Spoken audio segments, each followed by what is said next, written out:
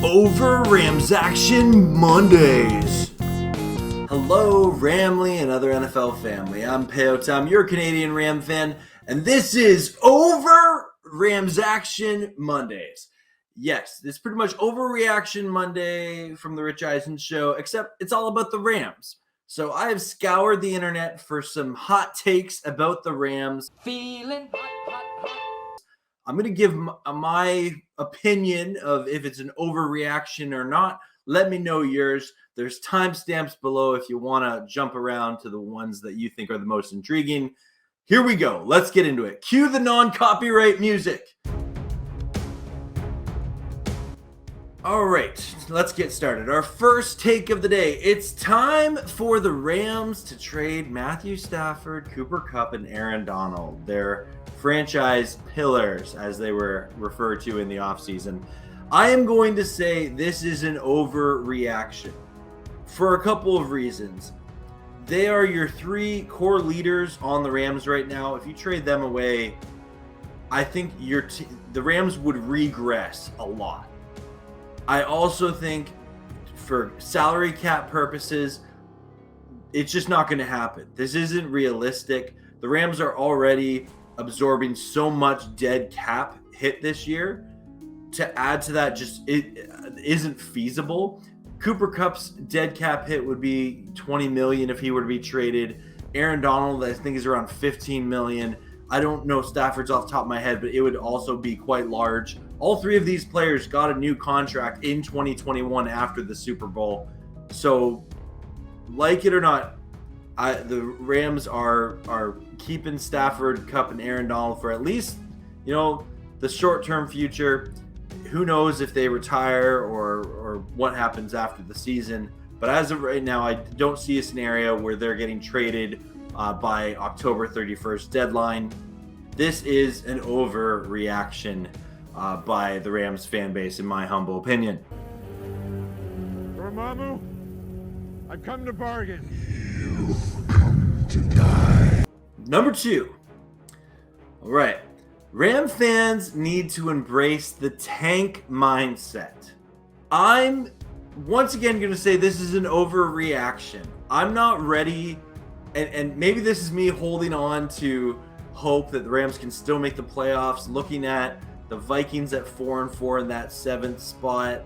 The Rams still have 3 wins. Technically, you'd think only a game back. There's still plenty of football to be played. I'm not ready for the Rams to embrace that mindset yet. Not that they ever should, and I don't think fans should either at this point in the season. I understand the excitement of getting a higher draft pick and things like that. I'm still not convinced the Rams don't trade their first-round pick next year. I know a lot of fans are excited to have that. I'm not ready to embrace the tank mindset. I can't go into every game thinking we're going to lose yet. Because I feel like when you have the tank mindset, you go into every game thinking, oh, no way the Rams win this game. And if they do, like, you're actively cheering against your team. And I'm not ready. I'm not there. I'm not ready to be in that place. I think this is an overreaction. I'm not ready to embrace the tank mindset. They're trying to fly that tank. All right, next up here.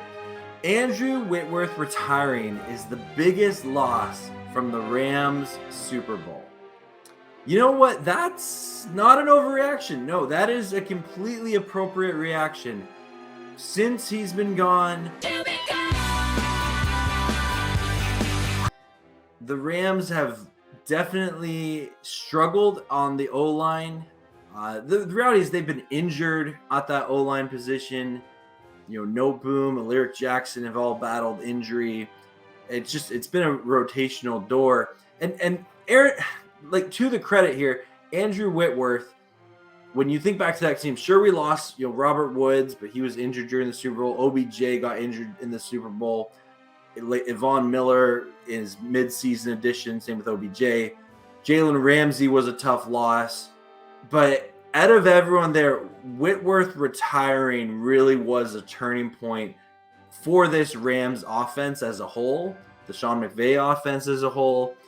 And we have not been able to find production as the O-line as a whole consistently. And I think Andrew Whitworth retiring, definitely you can trace it back to that. This is not an overreaction. The Rams will have to, keep trying to find some sort of production at that left tackle spot. Andrew Whitworth is, Hall of Famer left tackle, so it's tough to replace that. The Rams are going to have to keep trying. Not an overreaction at all. All right, next up, Cooper Kupp is not Cooper Kupp anymore. This is tough. It's an overreaction. It is. It really is. Cooper Kupp, he was the Triple Crown winner from a couple of years ago, Super Bowl MVP. We don't win the Super Bowl without Cooper Kupp. We don't get to the Super Bowl without Cooper Kupp. He had so many epic plays during that playoff run. Cooper Kupp is a fan favorite Ram. There's people like myself that put Cooper Kupp in one of their top Rams of all time. Just, you love the humility that he brings, the leadership that he brings, the football IQ that he brings, what he's got going between the ears. I'm not ready to say that. He is coming off of injury. He had a good first game back, but these past 2 games, he's had some uncharacteristic drops. I don't know. I'm not ready to say he's not Cooper Kupp anymore. I think this is still an overreaction. It's been tough to see. And I know a lot of people that care about fantasy football are like, Kupp's losing games for me and things like that. But I say keep him in your lineup. Cooper Kupp is still Cooper Kupp. All right, next one here. The Rams' playoff hopes are done after the loss to the Cowboys this year. So let me just bring this up here.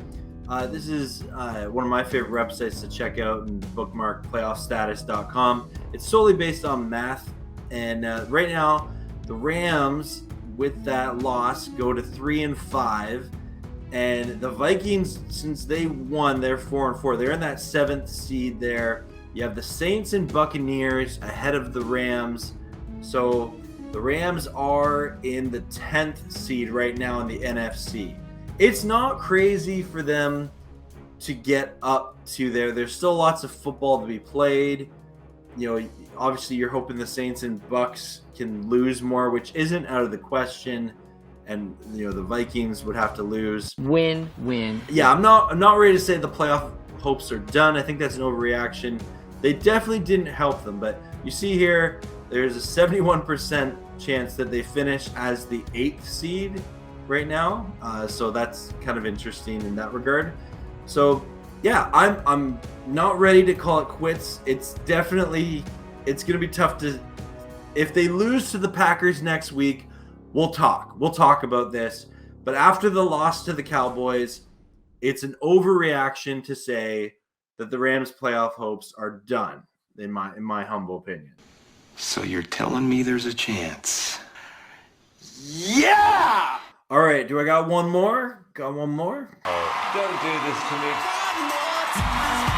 Les Snead, as a general manager, is horrible at finding starters and backup quarterbacks.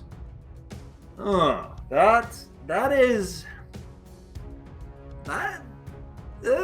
be honest, okay, let me preface this here. Les Snead has been the Rams GM since 2010. He was hired when Jeff Fisher was hired, but we don't talk about Jeff Fisher. We don't talk about Bruno, no. Sam Bradford was already there, so you can't. Sam Bradford was a good quarterback that couldn't stay healthy. Les Snead did not draft Sam Bradford. Okay, so that's off the table here. But if I'm calling out names in my mind here, you're looking at Austin Davis, Nick Foles, Case Keenum, Sean Hill, Kellen Clemens, Jared Goff. I might be missing some, and Stafford, right? Those are, and John Wolford, Bryce Perkins, Baker Mayfield, kind of. So when you're looking at that there, the Rams have not really had stability at the backup quarterback position, I would say, ever. Back in the Fisher era, maybe you'd argue when they had Nick Foles and Case Keenum in there, but it was just a QB carousel. I wouldn't say that was stability. They had success in other places, not with the Rams though.